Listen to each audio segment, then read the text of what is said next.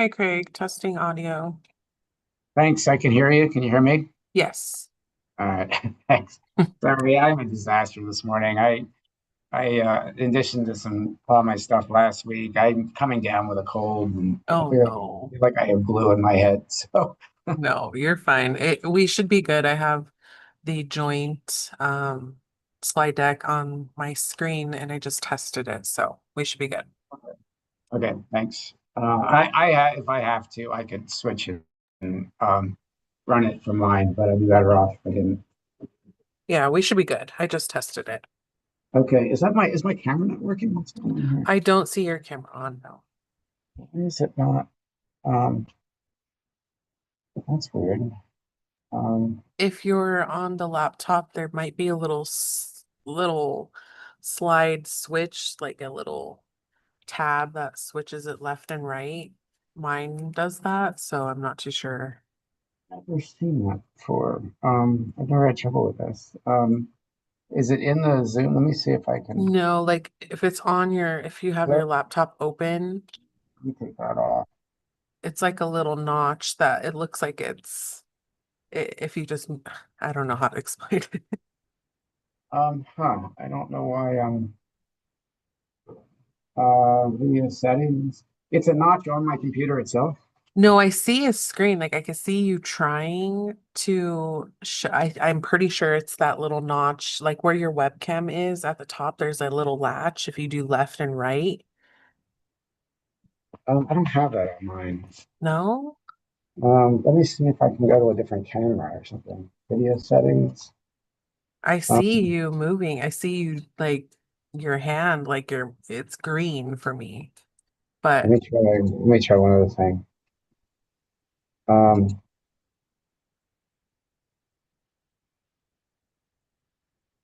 okay. there it is. You're good. I just switched cameras. Okay. Um,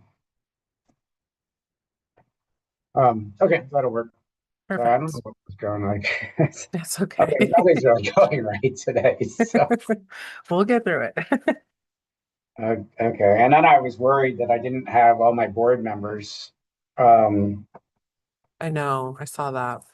and so I still don't think I got confirmation from Kathleen, but I'm pretty sure she would tell me if she's not going to be on there. But I was a little disappointed to be getting those notices today. Last minute, I know. Um, but all right, let's see how we go. We got 3 minutes. I'm gonna go grab a little water so something to Okay. drink here.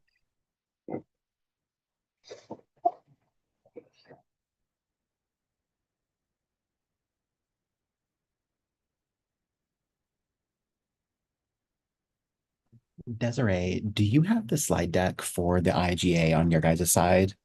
Or should I? Is that the joint service slide deck? Yeah. Yeah, I have it.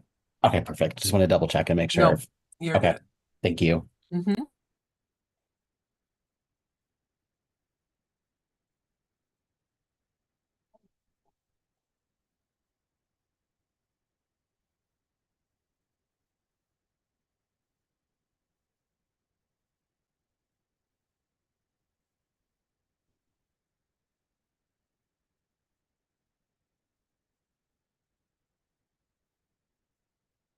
Oh, there's Kathleen.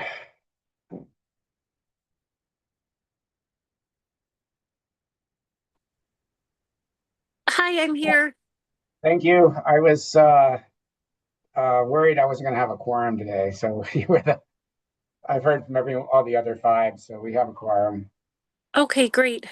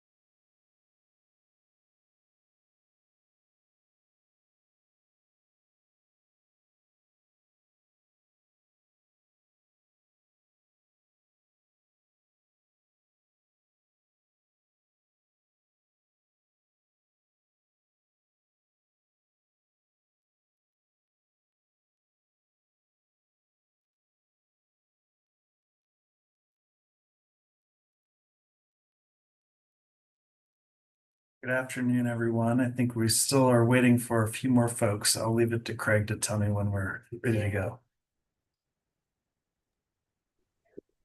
Sure. Yeah, we're down 3 directors today. Director Garcia, Director Block, and Director Averill are not available. So we need to get all the other, the rest of the crew. I polled them this morning and they all confirmed that they're planning to be on. So.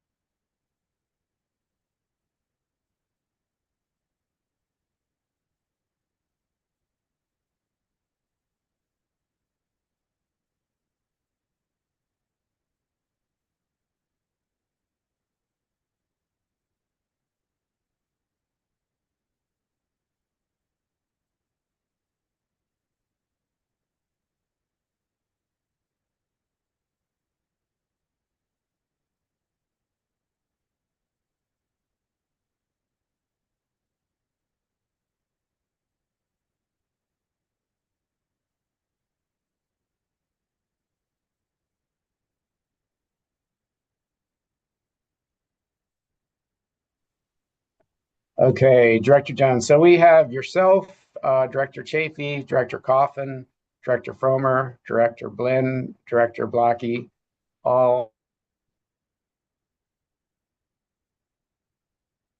All right. Although now did we lose Call, Craig? so we do have a quorum. I think move to the next slide there. Okay, that's just our list of commissioners. Okay, Director Jones, if you want to go through the agenda.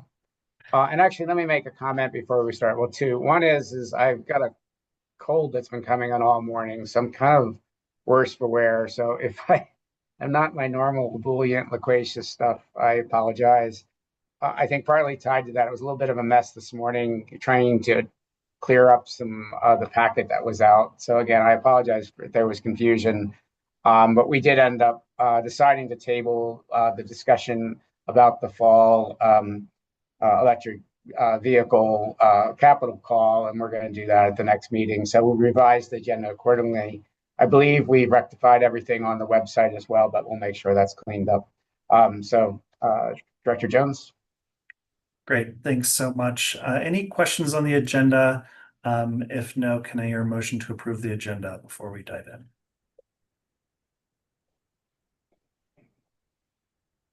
I'll make a motion to approve. I second. Great. All in favor? Aye. Aye. Aye. Aye. Let's proceed. Our first, first order of business is approval of minutes. If you go back, we didn't have that, they weren't included in the packet, but they were available on the CTE website.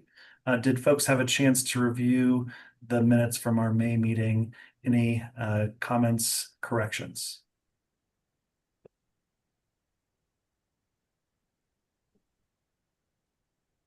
Hearing none, is there a motion to approve the May meeting minutes? To approve the May CTE meeting minutes. Thank you, Director Coffin. Second? This is Director Brackey. I move to second. Great. All in favor of approving the minutes, say aye. Aye. Aye. Any Aye. opposed, say nay. Minutes approved. All right, onward. Do we have anybody who is signed up for the public comment period? To the best of my knowledge, we do not. Desiree, can you confirm? I don't think you received anything from anyone. That is correct. No public comments. All right, our next item is the program administrator update with Craig. Sure, thank you. Go ahead to the next slide. So a few things. It's been a busy month. Actually, I guess we've had 5 or 6 weeks since the last board meeting, which has been nice to be able to kind of focus and get some things done. So first of all, we did release a request for letters of intent for the SB 230 formula program. And the focus of this was really just trying to kind of beat the bushes and find out who's going to or planning to submit. And then figuring out who's going to go that deferred color route and the sort of regular route. We got good response. I think I've gotten, as it was technically closed on Friday, but we didn't make it binding. It was said it was really kind of informational and for our planning purposes. But we've received from about 40 different agencies that they intend to submit. I think of those, about 10 are planning to go the deferred route. And there's, I know that it's probably about 10 or 15 agencies that I still am expected to hear from. I'm going to be just making some phone calls to those agencies and see if I can get a better idea on what their plans are. But it has given us a decent snapshot on how people are planning to respond. And, I wouldn't, there's only been 1 or 2 agencies that I didn't really have in the model that I didn't expect. There's one agency that was in the model and says they're not going to submit. So I don't feel like, we're going to have any real strains on our funding levels. It's probably about a zero-sum game in terms of who's going to be in the kind of in the pool for funding. As part of Senate Bill 25161, also known as the Transit Reform Bill, we were able to get an amendment in there that required RTD to report to the CTE prior to the end of the fiscal year, with really just a plan for how they're going to comply with the reporting requirement. So this didn't make the packet because I just received it at the end of last week, but we did receive a letter from them. I wouldn't call it a robust plan, but they did give us a plan for doing it. As part of that, RTD is going to establish an internal working group that's going to meet monthly to work on addressing the various reporting requirements. They have done work to identify what current information they have that they can post on the dashboards. I said there's a whole slew of dashboard reporting requirements in the original SB 230 legislation, but they've identified their ability to meet some of those requirements now, and that they have intention to sort of start working on doing that, and then also to identify their new where they really need to create new data or develop sort of different metrics to be able to satisfy the reporting. So I felt like we did have a meeting last month. Director Chafee was at that meeting. Lisa Kaufman from the governor's office was there. Deb Johnson, the CEO of RTD, was there. And I felt it was a very good, productive meeting. So I do feel like that this letter meets, kind of meets the letter of the law in terms of showing that they are taking it seriously. They do have a plan.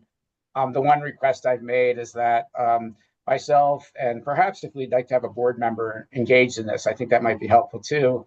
But either myself and whoever else we add to that, should either be a part of those monthly kind of internal working group meetings, or we just want to establish a monthly sort of check-in with RTD for them to tell us what they're doing, the progress they're making, if they've got issues.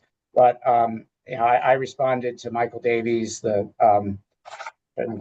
Michael Davies is their government liaison, but just saying is, okay, thank you for the letter. I think it meets the requirement, but please, come up with a solution where we're more engaged in this process. Since we released the letter of intent, request for letters of intent, we've been getting a lot of calls and emails from transit agencies, just asking various questions about it. There's, all of it's been very positive. I think there's a lot of appreciation for the speed with which the program is getting stood up. But I've been spending a lot of time just trying to reach out to the transit agencies and entities, which I feel is an important part of my job. I mean, really, they're my customers and our customers. So we're doing our best to try and make ourselves available to them. Could be note for results. I'm not sure why that's there. I think that was tied to something we scratched. Let me just move on.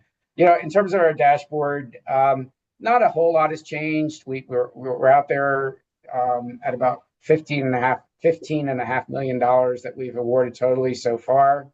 I feel like we're making great progress getting all those awards now into contract.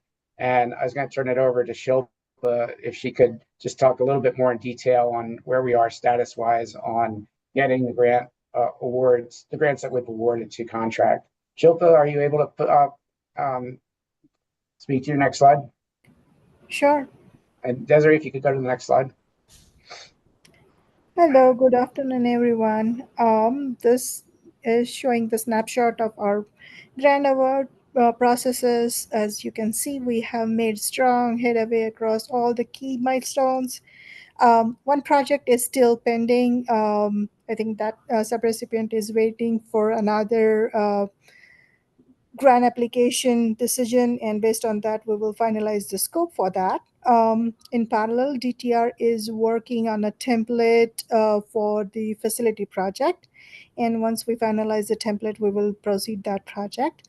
And out of 9 projects have been progressed beyond the shopping cart. And of course, you can see 4 are fully executed and 5 are lying waiting to get executed. The second chart shows the VW settlement project or award progress, which has a lot of project parallel to what we have in our CT awards. As you can see, that has also made a significant progress, and most of them are already in the either shopping cart phase or ready to get executed. And any question on that?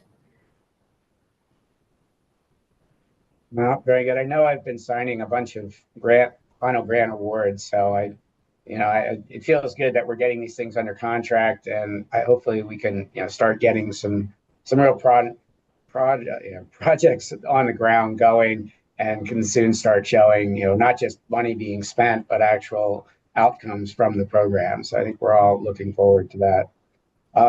Director Farmer, you have a question? Oh, sorry, Director Jones, I should let you moderate that. All good. Director Frommer, you have a question?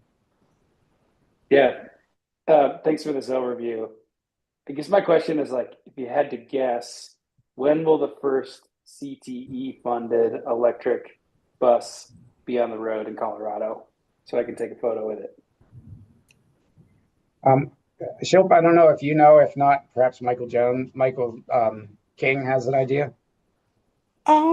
It is now out of those 4 contracts we have executed, I think RAFTA is very close to they just signed the contract with the vendor and expecting buses next year sometime.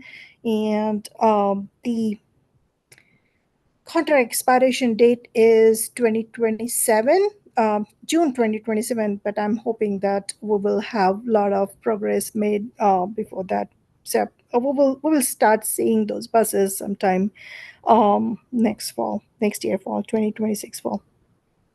Yeah, Director Farm, we normally expect about 18 months from the time the bus is ordered to delivery. With tariffs and some supply chain issues that are going on, we don't know how that's being affected right now, but we're still thinking that it's about 18 months. So the RAFTA contract, I think we signed it right before the end of April. So if you take 18 months from there, that puts you probably around October 27. That we can get you your picture. Hopefully there'll be a little snow in the background for you there. Okay, just 2 other things I wanted, or other thing I wanted to mention is that I can't remember if we talked about in this prior board meetings, but as part of the transit reform bill, that SB 25-161, there is requirement for CDOT to do a best practices study on regional transportation authorities.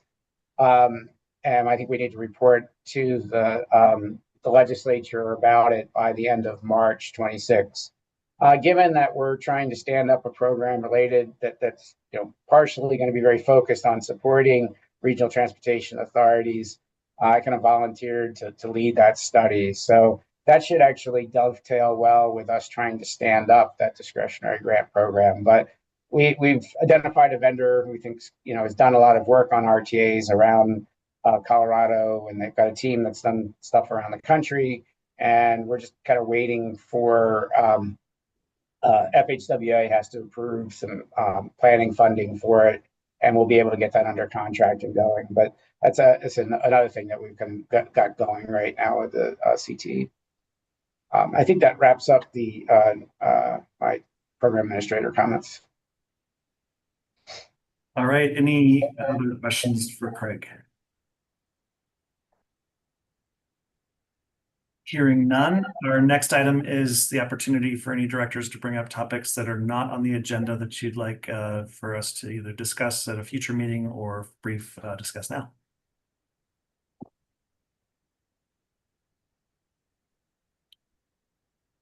Hearing no items, we can move forward into our financial update. And I'm just going to turn this over to Sam and Kay. All right, we can go to the next slide. This is the budget to actual, and that should say May, not March, for our fund that is with the retail delivery fee that's funded through that. As you can see, most of the expenses are related to staff salaries and attorney general fees. And we had a total collections for quarter four. Of course, we're still collecting for June, but totaling 1.8 million. And then the next slide here is regarding our funds for the transportation loan. We have basically spent 1,800 related to staff salaries and then 28,000 related to professional services. If there's any questions, I'm happy to answer any. Otherwise, I will turn it over to Sam. Hello, this is Cassie Rudder. I'm actually standing in for Sam today. He's out, but we have got our usual slides here on revenue. If you wouldn't mind switching to the next slide. Thank you. So here is an update on our revenue forecast. Pretty much business as usual. Retail delivery fee revenue is coming in right on target. We're getting close to the end of the fiscal year, so we'll be able to report on a final total for the whole fiscal year for 25. And then we're still forecasting something very similar heading into 26. So nothing really too new or interesting to report on the revenue front. And then if you wouldn't mind going. Cassie, sorry not to do friendly fire here, but I get the monthly report that comes to department revenue about all the funds and where they're what the funding levels are. And so I've been noticed if we're comparing the revenues for each month to the year ago period, they're all for these 5 months of calendar year 25. They're all been up about 5 or 10% compared to the year ago. Is that kind of consistent with what you guys were forecasting, or are we seeing is the revenue starting to come in higher than we anticipated?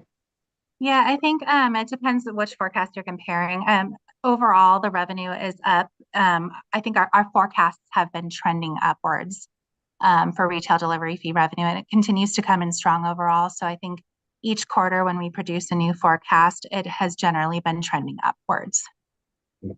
And so one kind of unique, kind of interesting dynamic we have here is that because of Prop 117 and the overall cap on the aggregate revenues for CTE over 5 years, we've got this cap of $100 million. And, that's the reason we're going to have reduced funding for the formula program and other SB 230 programs in FY26. But in some ways, directly, the more money we bring in on the retail delivery fee in FY26, the more we're going to have to adjust the rate setting we do to make sure that we don't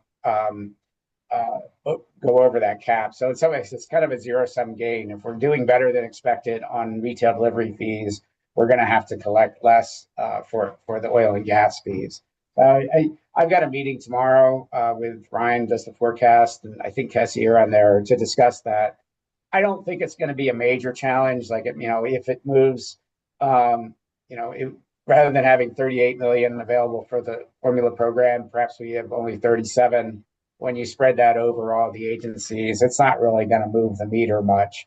But just wanted to give the board a heads up that there is that dynamic where, more retail delivery fee revenue is going to mean less oil and gas revenue, but that's only for FY26. After FY27 will be fine. Yeah, that is 100% correct.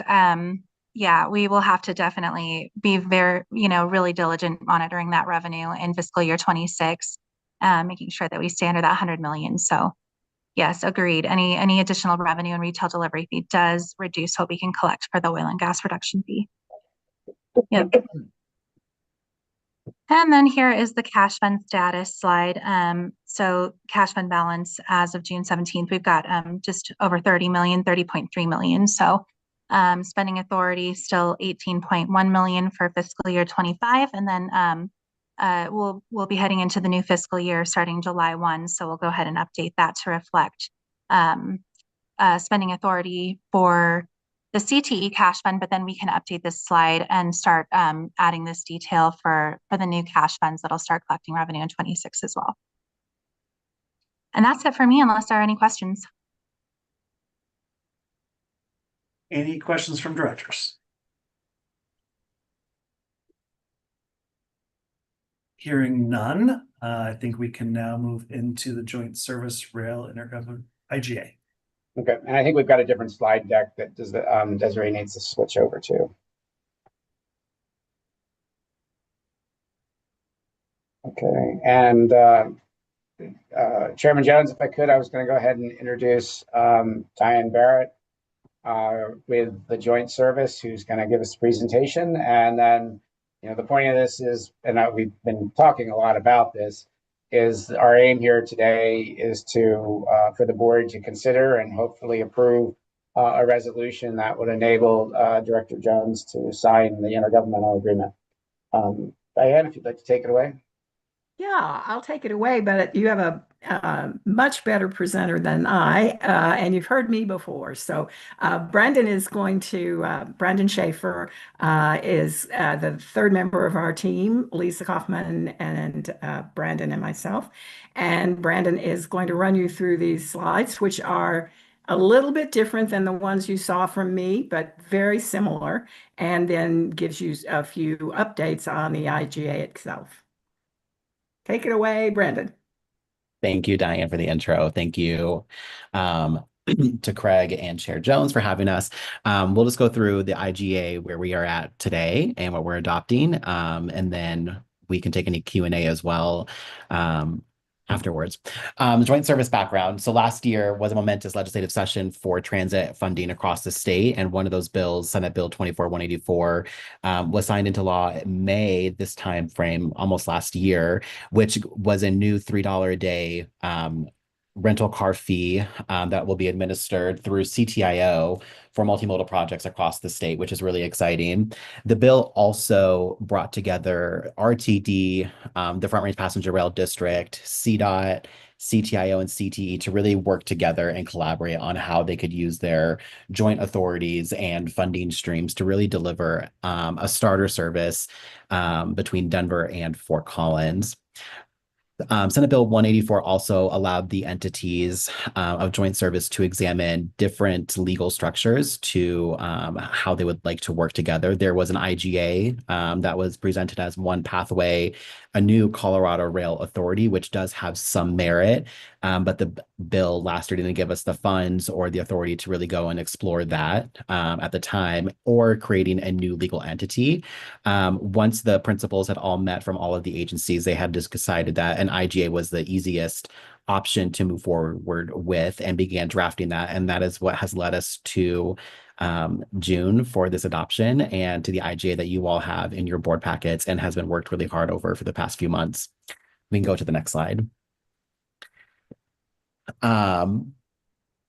This approach on the IGA really just allows the principals from each of the entities to form a joint service executive oversight committee that will act on behalf of each of the public agencies and really create a shell organization and body to really engage with BNSF, because this is the entity that will be negotiating an access and construction agreement with the host railroad from Denver to Fort Collins, which is BNSF. And so this is really providing the team the ability to actually go and take the March 1 report, which provided preliminary cost estimates, and actually verify that with BNSF and learn what the needed capital projects are to initiate passenger rail service along the Front Range from Denver North, which is really exciting.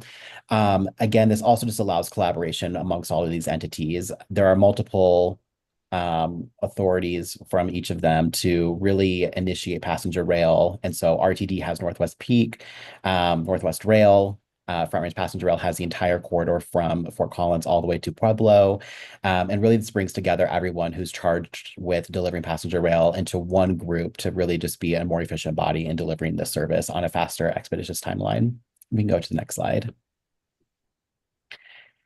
The IGA, and this is really important, so it's going to kind of almost read these verbatim just to make sure that you all have the correct information and on what you're voting on today in the resolution. But the IGA does not take away any authority from any of the agencies that are entering into this IGA. And that was paramount for each of the entities to ensure that they still had autonomy and still remained their own without this IGA taking anything from each of them as well. The governing body for each public entity is still going to make all of the decisions regarding appropriations and funding. So, for example, the CTE board here will still be the entity to approve funds and still make an appropriation in the future regarding joint service once we actually have an access agreement. So you all are not off the hook, but this really, we ensure that you all are still part of the program moving forward. It is expected that when it comes to decision making, the Joint Service Executive Oversight Committee will make decisions by a supermajority rule +1. And so this really takes all of the bodies and ensures that everyone is working together when it comes to any decisions that are needed in this next phase of study. A process for electing to use a weighted voting mechanism has been added just for the protection of interests of the public entities who are making large financial contributions to the joint service project. So that really ensures that those who are putting forth investments are taken into account later on down the road when and if a weighted vote is needed down the line.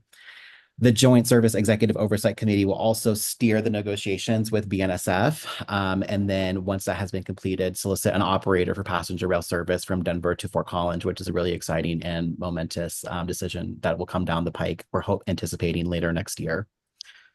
Next slide, please. Really important to state here to this group here, the Joint Service Executive Oversight Committee is going to ensure that and strive to approve designs for or implementation of the joint service project in a manner that will advance not only joint service, but also the anticipated future phases of Front Range Passenger Rail. So this really is copacetic with what we've said in the past on joint service, that any investments made in this will benefit Front Range Passenger Rail down the line as well. Really importantly too, this body will not approve designs for or implement the joint service project in a manner that will render infeasible the interface of joint service with RTD commuter rail operations in existence at the time that such an approval is given, which is really important as well. So really, because we're using existing infrastructure on the B line, wanted to ensure that their operations are not impacted by this project whatsoever. The joint service EOC will also seek to make decision and investments that will be mutually beneficial for the project and Front Range Passenger Rail District. So really, again, this goes to any investments that are made now benefit FRPR in the future when they go to the ballot and have more funds than what we will have for the full build out, which is really exciting. The Joint Service EOC also is not going to, will not approve any course of action with respect to joint service that would have the effect of unreasonably and severely impairing the implementation or operation of FRPR in the future as well. And then importantly, the IGA does provide a process for termination of the IGA, withdrawal of a party from the IGA, and then also the creation by the JSEOC of a transfer plan with a vote of the members. So this really does give you all, if needed ever, and each of the parties could withdraw if they would like. And there's a process within the IGA that really lines that out. We can go down to the last slide, I think. This just provides you all just a timeline of the projects thus far this year, from spring to now. And so all of the workshops we did last month were for all of the governing bodies who are voting on the IGA this month. Last week, we're really excited that both CTIO and TC entered into the IGA, and that this week, CTE is kicking us off today with this resolution, followed by RTD at 3 o'clock today. And then by Friday, hoping to have FRPR and their board also enter into the IGA as well, which is exciting.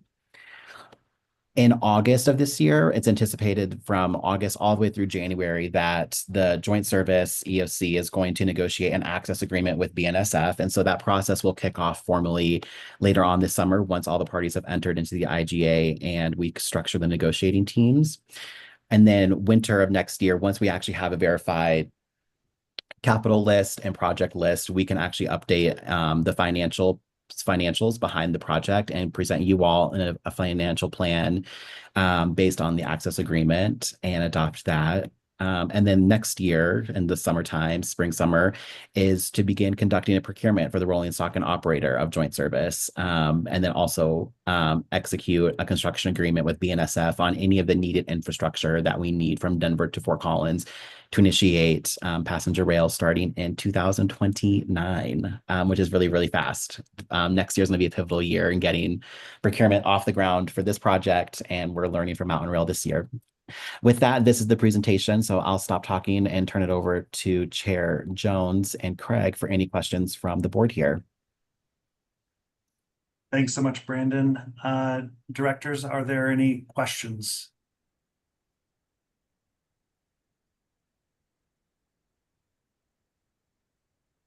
We're going to make it really easy on you. Yeah, no legal questions. We have the AGs on the line with us. Well, I had a question. In reviewing the IGA, and know that this is, about setting up the EOC. There were a lot of blanks in the financial contributions from each entity. When can we anticipate, and what will that process look like of setting those numbers? Diane, do you want to do this? Yeah, well, I can start.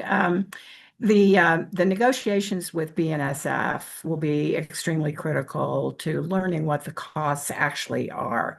Access agreement contains a lot of promises that have to do with actually financial commitments. So we don't know exactly how much, for instance, BNSF itself is going to charge for our use of their freight track from Central up to Fort Collins.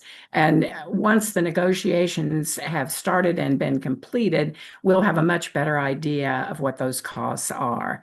And by then, we can have established a financial plan that will allocate certain costs and certain improvements to certain of the 6 entities that are part of this arrangement. And also indicate how those entities are going to be able to come up with those amounts of money. So a real financial plan is expected after BNSF negotiations. And so then we would review an addendum to this IGA? Or perhaps an addendum, perhaps a supplement, perhaps anyway, an adjustment. Absolutely. All right. Craig? Sure. I would just wanted to make one comment with respect to the financial commitments, at least for the CTE, is that we have 3 programs under SB 230. One of them is the passenger rail, and that's 20%. So we've been estimating that once we get past the first year, that we'll have somewhere around $20 to $25 million in total available for passenger rail. And the expectation, we haven't made a commitment yet, but there's been an expectation that roughly half of that will be available for this, the joint service effort. So that's now how that happens. We don't really know. Like as far as what are we going to be? Is the CTE going to be supporting the capital investments? Are we going to be providing help on the operating side? Are we going to try and bond that money if we're doing on the capital side? Those are all kind of the questions that need to get ironed out as part of coming up with that financial plan. So there's a lot of ideas on the table. I don't think we've decided about, much at all. And the first step is getting with the BNSF to figure out, those costs. But, as we start working through those, that's the type of things we'll be bringing back to the board. And, none of those, I can't commit the CTE to any of those things until I bring it back to the board to decide. So the board's going to get a lot of opportunities to take bites of the apple of this before, we're really committed. Great, thanks. Director Brackey. Great, thank you so much. And this was really helpful. And I just want to say that I appreciate all the work that's gone into getting to this point with the IGA and being able to see the information that you've shared with us to date. And, recognizing that it sounds like there's more to come. And so I am curious, how often or how frequently will there be updates provided to the CTE board as we go forward? I was trying to look at the timeline that you have up here. Are there going to be, quarterly updates? What does that look like so that we know and can be prepared for how to participate in this? Well, each of the entities that are parties to the agreement will make their own schedules, but we will recommend that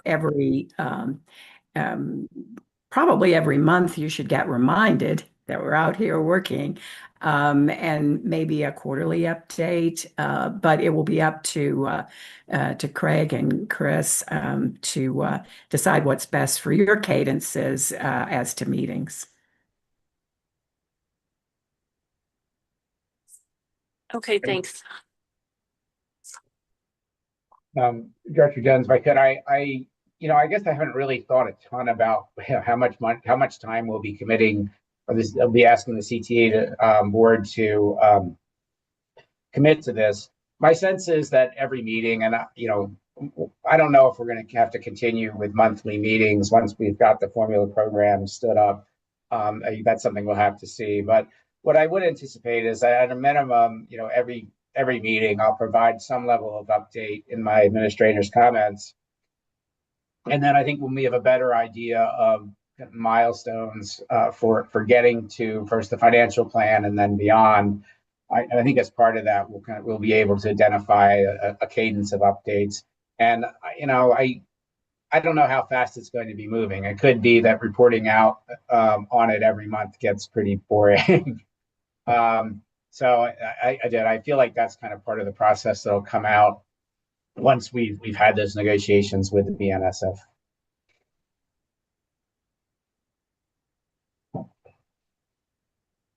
Any other questions from directors?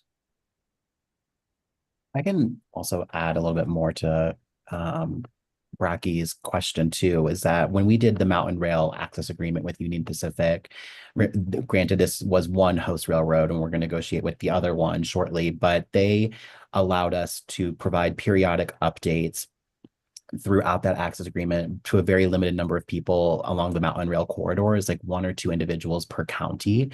We don't have that negotiating detail quite yet from BNSF on what they would allow, but there might be a pathway to provide periodic updates to those who sign on to the IGA throughout that negotiation, but that's to be determined for a future conversation. But that has happened in the past as like a contrast to kind of look forward a little bit. I also think that, given that there's 2 other CDOT entities, well, CDOT itself and the CTIO are also involved in this, we may look for efforts to do more sort of consolidated briefings on those so that, we're not having to repeat it 3 times. And so I think when we get to a logical sort of milepost or major decision-making point, perhaps doing some type of joint meeting with the CTIO and the commission might be warranted.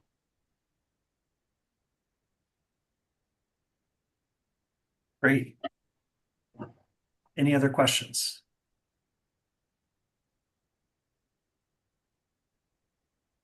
Hearing none, there is a decision item before us. I'm not sure if there's any suggested language, Craig, on a resolution.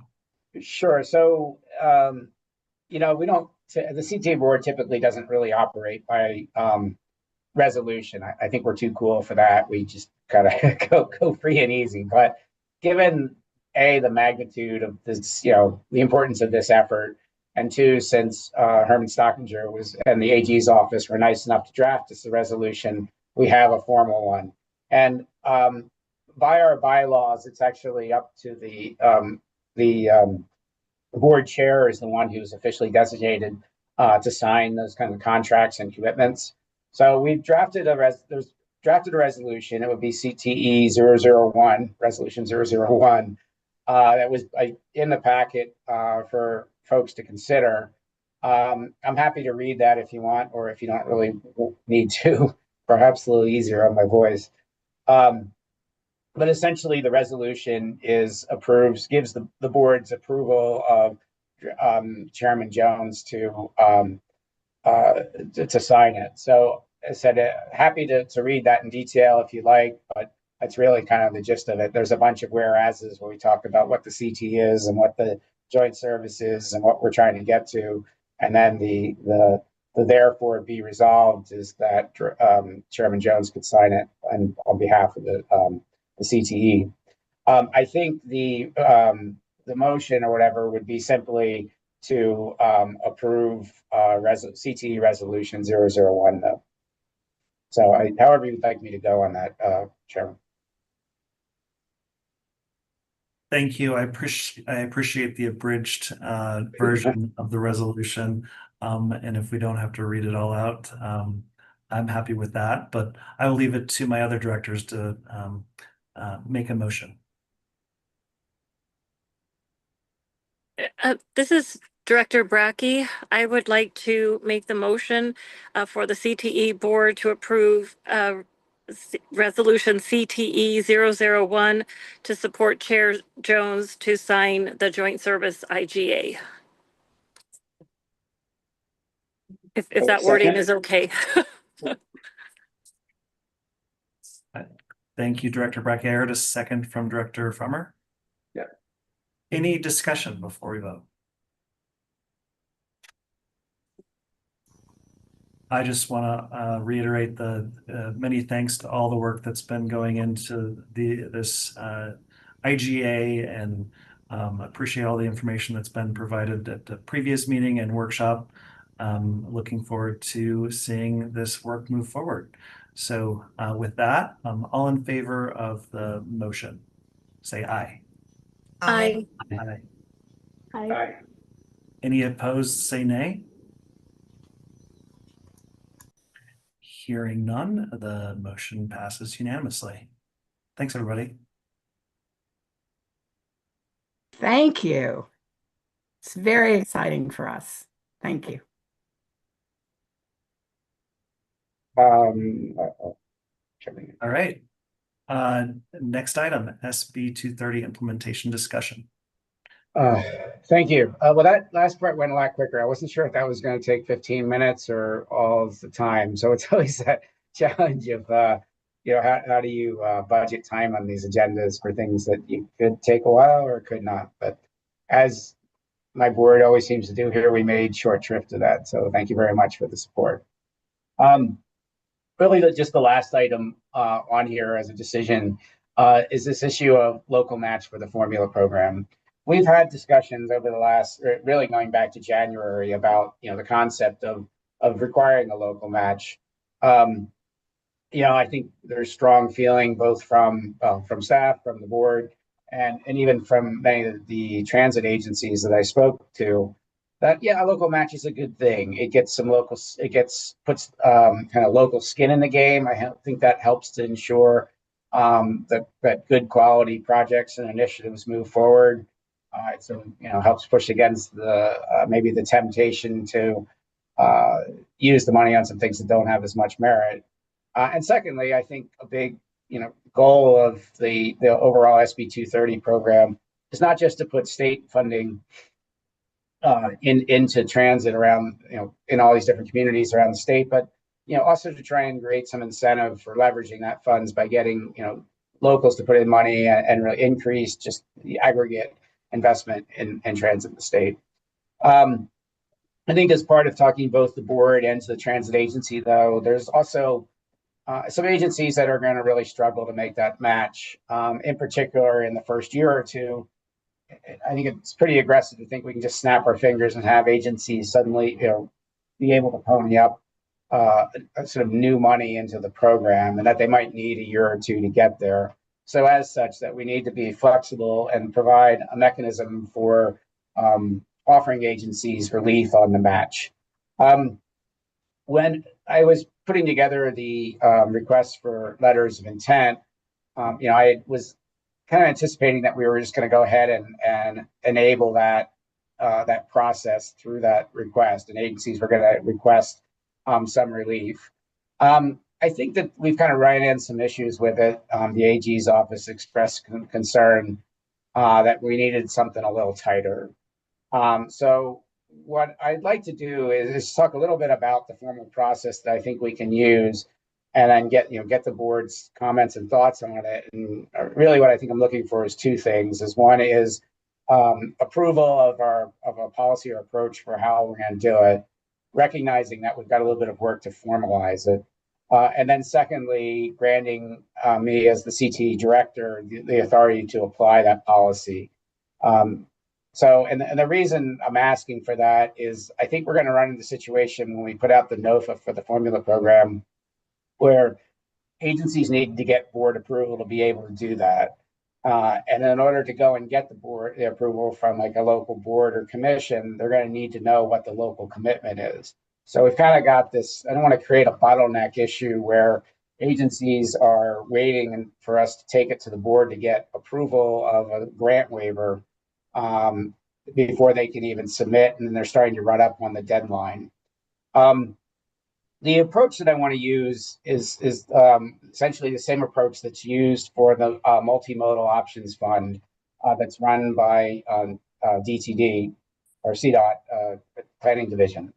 And as part of that, Michael Snow, who runs that program, did quite a robust analysis where he looked at the revenue raising capacity county by county, based on consideration, I think, both of what they could raise in sales tax and what they could raise in property tax. So the two primary mechanisms by which local agencies can raise funding.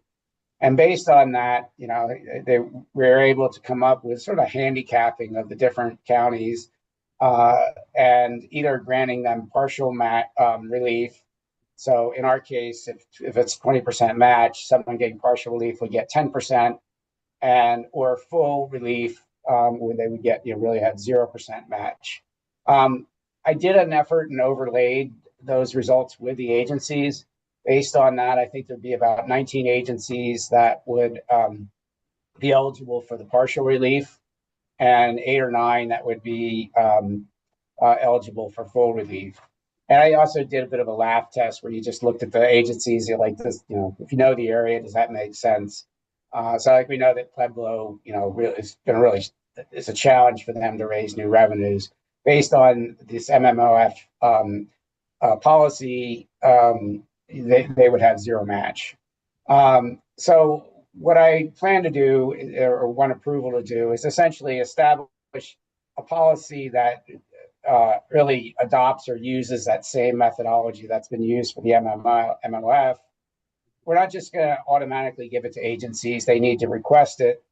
But essentially we'll sort of apply what's in that formula, in what's used for the MMOF, that information or that analysis of all the different jurisdictions is printed. It's in a guidance. It's been around for a little while. It's vetted, so it feels like, you know, we're not reinventing the wheel to do this. The second thing is I don't think we should just necessarily or provide the match relief in perpetuity. I feel like we should move it for approve it for use in FY26, and then I think reevaluate what we want to do going forward. So we're really only committing for 1 year. But I think for a lot of agencies, that'll be very helpful, because that gives them then some time, if they aren't going to have the match in future years, to be able, you know, it gives them some lead time to go and work through it with their governing or oversight bodies. So what I'm really asking for is the board's approval to go ahead and turn this concept into a policy, and then the authority to apply it in July and August, as we're running the NOFA and trying to, you know, help agencies be able to respond as quickly as possible. So let me stop there and just see if there's sort of comments or concerns. Thanks, Craig. Yeah, any questions from directors on the recommendation for this match relief approach for Craig? Director Brackey. Thank you. I really appreciate you bringing this to us, and I think the approach that you've laid out makes a lot of sense to me.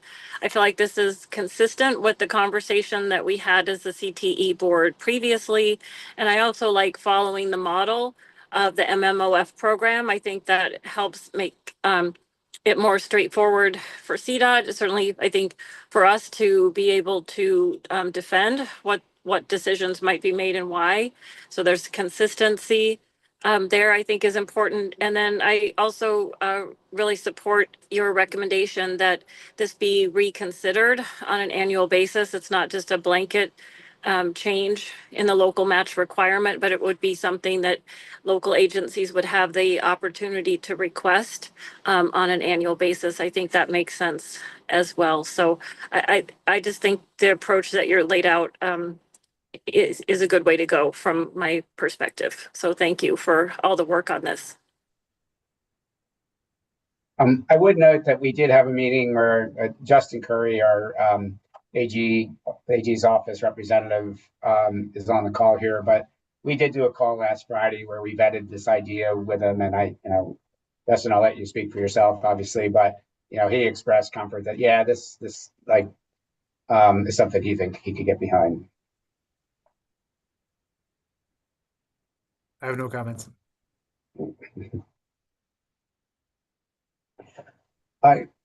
Chairman, there is one other comment that I would to make is the MMOF methodology is county by county.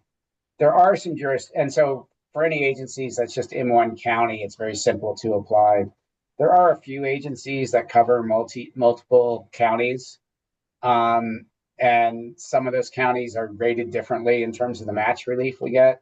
It's only a couple, but I think we're just going to have to kind of deal on a case by case basis for those instances. But there's only a few. But I think it's important to recognize it's not perfect. We've got a few little gaps we're going to have to I think we'll have to make some judgment calls on those, and I'll consult with the board in those cases. Great, thanks for that clarification. Any other questions or comments before perhaps we entertain a motion?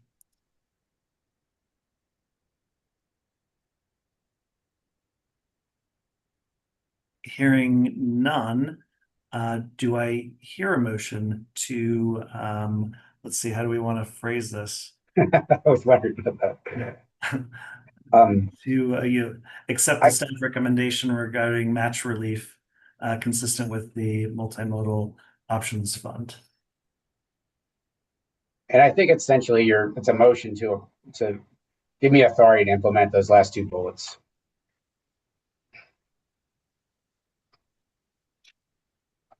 In accordance with the board's statutory requirement to establish written criteria associated with its awarding of grants on a competitive basis.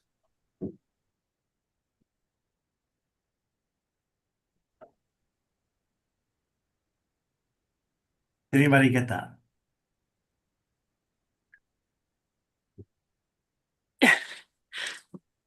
Should I take a stab at this? Please do, Barry. The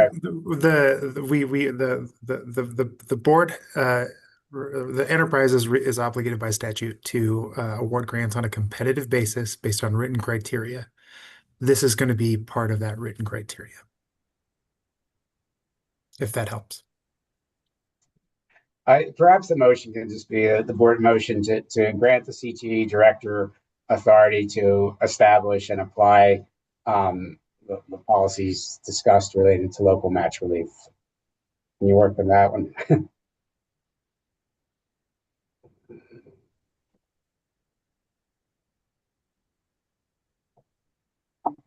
That sounds great. All right. Director Brecky, did you want to make that motion? Sure, I keep taking notes and then I keep adding to it. So I will give this a try. I move to approve. Well, let's see. How do you best suggest we say this? Because it's not a resolution. We're not. So I would like to make a motion that the CTE board approve granting the CTE director the ability to establish the local match relief requirement process in accordance with the requirements for the grant program, including compliance with a competitive process that includes establishing written criteria. Thank you. Okay, I'll second that. Thank you, Director Brackey, and Director Chaffee. And I saw a thumbs up from Justin Curry, so I think we're in good shape. So with that, if there is no discussion, how about we go to a vote? All in favor of the motion, say aye. Aye. Aye. Aye. Aye. Any opposed, say nay. Hearing none, the motion passes unanimously. Thank you. And I realize that was a little clunky. This kind of came together at the 11th hour that it was an issue and we needed to address it. So in a perfect world, I would have had time to develop an actual policy that we would have brought to the board. But I said, we're building this plane as we're flying it. So this is kind of how we roll, I think. Thank you. Thank you. Next steps. All right. Well, I think we're a bit ahead, so that's good. One thing we haven't really decided is whether we want to keep doing these meetings every month. I think it's possible that we could take a break in July.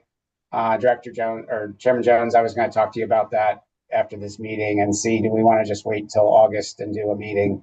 I think that, and some of it was depending on how much progress we could make on the local match question, to be honest. But the NOFA is basically going to go out probably next week, early next week. So, kind of the beginning of July.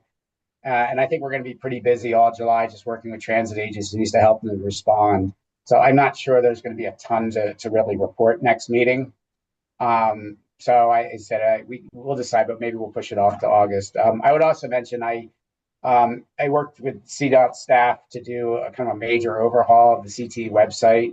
So we've updated quite a bit on the website. If you take a look, the one last thing that I need to do there is come up with a schedule for meetings. So I'm going to be addressing that in the next week or so, and I'm going to plot out the meetings for the rest of the calendar year. But really, the focus now is going to primarily be on getting the actual NOFA out there, working with agencies to respond and hopefully get them qualified, and then moving to grant process. As I was mentioning to Kay Kelly today, I'm wondering if maybe the fun part of this is going to is over for a little bit, because now we're going to be in the drudgery of the grant process. But I'll be reporting on that and how it's going. And then I think the next major thing, we've dealt with the formula. We're getting the NOFA out. We just approved an IGA on the rail passenger program. And the next big thing for us to tackle is this discretionary grant program. So the next board meeting, whether that's in July or August, I'd really like to dig in and start talking about that grant program, maybe establish some goals for it, and start thinking about both what we want to do with it and what kind of timing we would think for essentially making the funding available.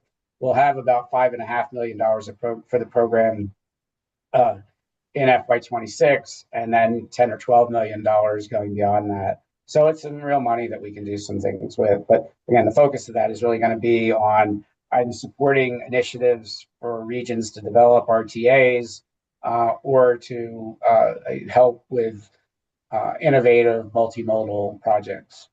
So anyhow, that's all coming, but it's 6 months in here. I feel like we've made very good progress between the IGA agreement this month and the formula agreement or decision last month. There isn't really grass growing underneath us. So I appreciate it all. Thank you, Director Jones. Thank you. I don't think there's any magic about meeting every month.